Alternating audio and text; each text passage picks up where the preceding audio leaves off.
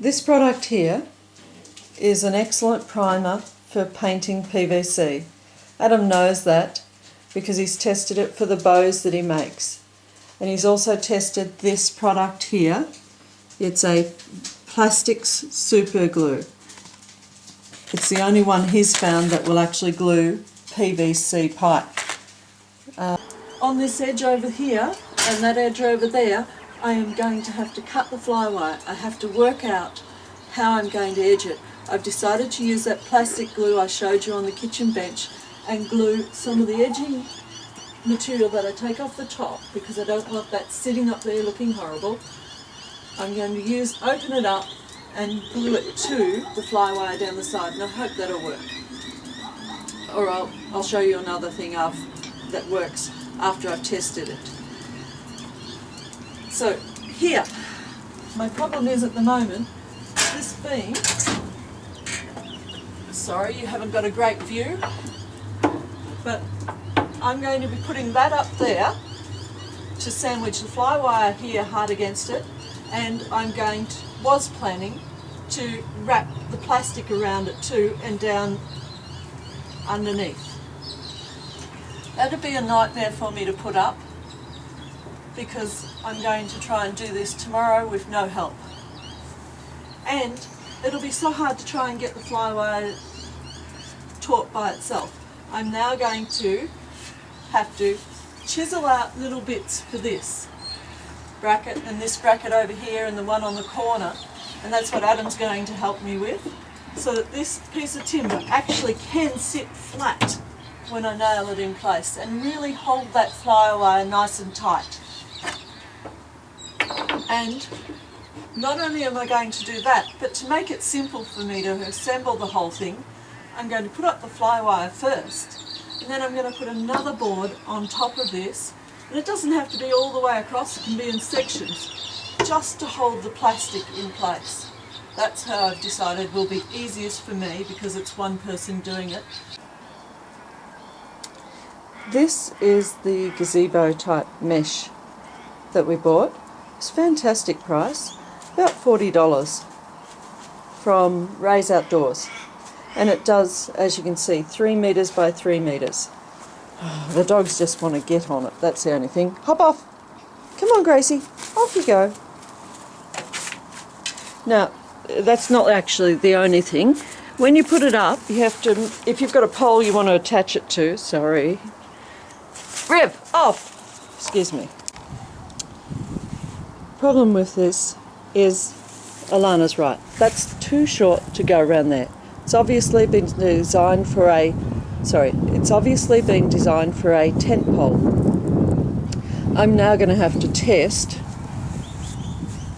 gluing some extra pieces in there to lengthen that, and I'm going to use that plastic glue that Adam normally uses for his bows. You could try anything at home that you've got handy to see if you can use it. Normally I just grab the sewing machine, but as I've said, it's broken. Or, as a last resort, if nothing will glue, I'll be hand sewing just with a back stitch. If you don't know how to back stitch, Google it please. It's easy. I'm having a little bit of trouble getting the strap between these, the lattice and the pole up there.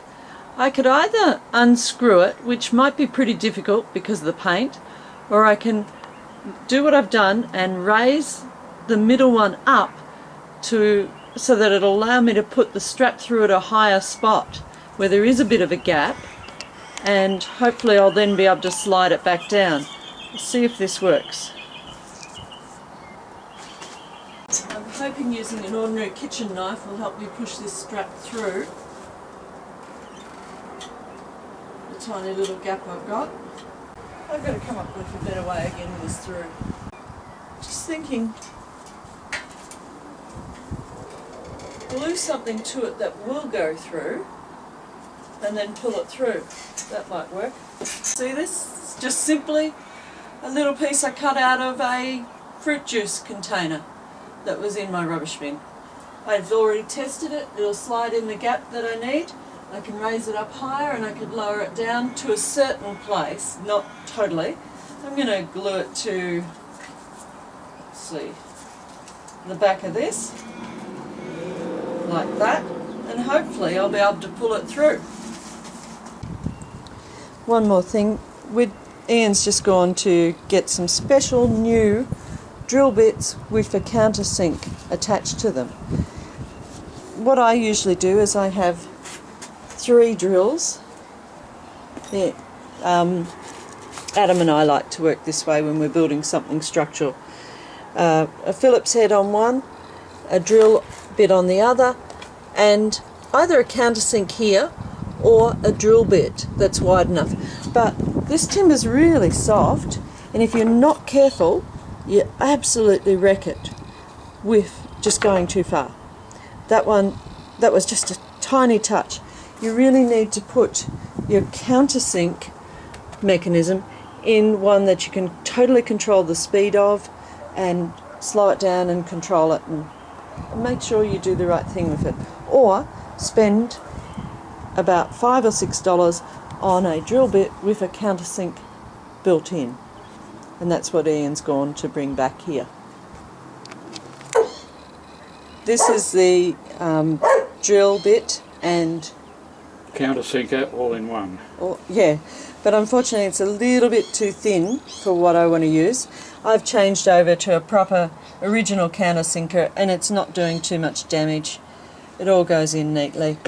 So that's what we're going to use. It would be better to have cordless drills, but in the past my batteries have died too quickly and I've only ever had one. Ian picked up a great buy recently. Now I've set this all up along the bottom. Down there it's a little bit short. What I'm going to do is take a bit from here where it will be too long, and it's got a zipper on it, join it into that section over there and use part of the header as an edger down the side. We started to put up this piece of timber. I wanted to tuck the flywire behind and totally above so that I could cut this all off and it was not seen at all. I made a big mistake. You cannot drill through flywire. You have to drill above. So, and another thing we've decided to do is to put a fair bit of timber underneath our board, pre-drill all the holes and countersink them on the ground, and then we're just going to put the board up where it should be, drill through the already countersunk holes and screw it in as quick as anything. Good. This was easy, except because you're looking at the top surface, you can't see where the notches are for the metal, and you can't see the bracket because you're not out there. So you just have to have a look before you drill. Let's just show everyone. This is a tiny little section that has to be done. There's a great big bracket here, and so we've put 2 screw holes. And this one's to hold the flywire on, but when it comes to doing the plastic over the top, we're going to have to know exactly where our screws are, so it's easier to work out that beforehand and label it top and bottom so we get it up the right way. That way. Yes, which we're doing that way. I've cut away the really ratty stuff so it's less seeable. We're going to press some glue against that board just very briefly and pull the board away with the patch. So, sorry, I should explain that. Hang on, I'll get this patch down here. Just going to put that over top like that. And maybe if I trim it so it's, bring it up like that so it's less noticeable. I know, we'll up it a bit more than that. You want it to stick. Yeah, I've got it to stick. Okay, so you've only got a very small area of it sticking, haven't you? True, yes, true. You can actually stitch this in place. I've seen that done. Yeah. Okay. Right, there's the patch, partly glued into shape behind the fingers. It's probably not going to work. And it probably needs stitching. It's very hard to stick. Yep, it sticks to gloves more than it sticks to itself, doesn't it, Ian? I never did get around to sewing that little patch in, but because of its location it's not an issue. It's just stayed there because it's wedged in underneath the timber. what I was coming out here to show you is this reel of very fine line. It's like fishing line, as in it's clear, very strong, but it's very fine, goes through a needle easily. That's the ideal thing for sewing a patch on or sewing up a little tear. Black thread, although it matches this, I've seen people use it regularly on their campers and it just looks shocking because it shows up as an extra line out of place and it's very, very obvious, whereas a clear thread is perfect. I am actually filming this 12 months after we finished our blinds because I forgot to include this tip earlier. Now, in coming out here to inspect for that, I have noticed a fault with the flywire, and it's because of a design error on my part. I wanted to do up my blinds in the corner, so I made them go all the way to the edge so they'd overlap, including down here on the balustrading edge where it hits the railing, as you can see. We've had a lot of windstorms up here. It's quite elevated. Don't know if you can see, but anyway, it's quite elevated and it gets very blowy. It'll move the furniture even. Now, what I need to show you is what I should have done. Over this side, you can just see that the edging does not go all the way to the brickwork. That's what I should have done in the corner. That little breeze is perfect. Even on a winter's day, you don't need it. You don't need it to be an indoors area, 100%. It is outdoors. You need a little bit of a breeze because the sun hits the vinyl and it warms up. It's just snug as anything. Now what I need to show you is what taking this too close to the flywire has done to the flywire. It started to rub on the railing, rub the railing and the blinds in the windstorms, and it doesn't cope. I've got another spot down here which is even worse. So avoid what I've done, please. Don't take it too close to the corner. Just make them about a centimetre would have done short of your railing in the corner.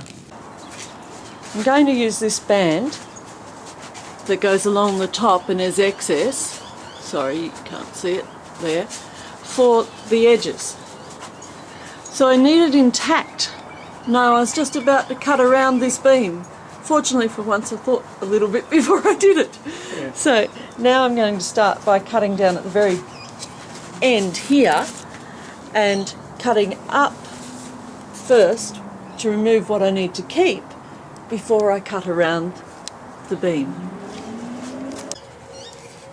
Yesterday I trimmed off some of this plastic that goes across the top of the flywire, and it was really untidy and awkward to cut it. I found that scissors were good sewing scissors worked well, but it still ended up pretty jagged where I tried a craft knife around different spots, as you can see, like that. I need to make sure that I've left enough so I can wrap it around the very edge of this flywire. You can see that. Ian, can you just wrap that around how I'm going to do it? Did you see? Not quite like that, but it's pretty hard to hold. Hang on a second. If you hold that up there. Yeah. So like that is what I'm going to do with it. And then I'm going to, when it's over here, have that against the wall, just nice and taut. And I think that that will be enough to keep it from fraying and to keep insects out. So that's my idea. So you don't want to cut this too short, but I also think it's helpful to have it when you're putting the top in so that you can pull it up. So you've probably got to put it up, cut it off, and then recut it nice and straight and neat. We have to lengthen the bits that go around the post for this second piece we're going to put up now of the flywire, just like we did before. And what I found is the actual bag that it comes in has handles on it that are perfect. I've just cut one off, and I'm going to use that to lengthen everything. And also, I'm not going to use the extra bits of Velcros to lengthen it, because I think some of those bits down here would be much better. May not need it, but they'd need it. It'd be good if they had an extra piece in between. So I'm going to leave those for that work. As you will have seen yesterday, I had help from Ian with putting up the flywire screens. We're just having fun here, doing our work together. So Ian's drilling, and I'm, what do you call it, Ian? Countersinking. Thank you. I always forget. And it's fun to have a chat and just work together. For a lot of this project, you need someone to help you pass things up here. Just find a good friend who'll help out on the day. That's right. 4 days. Yeah, Ian's just going to do one board and then he's going to pass it on to me. That's what we normally do. And today Ian's brought over his battery operated drill, which will be handy not being plugged into these.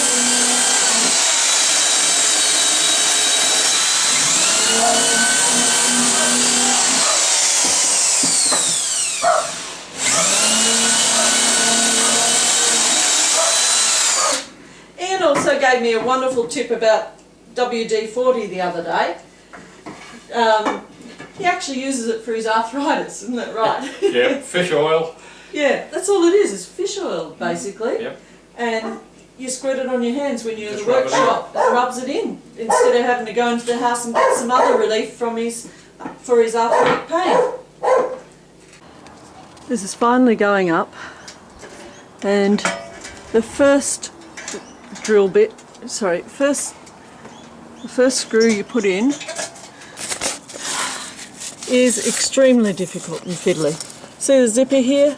You don't want to be sitting on top of that. It's too tricky, it pushes everything out, and you'll probably be tempted like me to say, oh, this is too hard, I shouldn't have started this, but we're getting there, aren't we? Yeah, slowly getting there.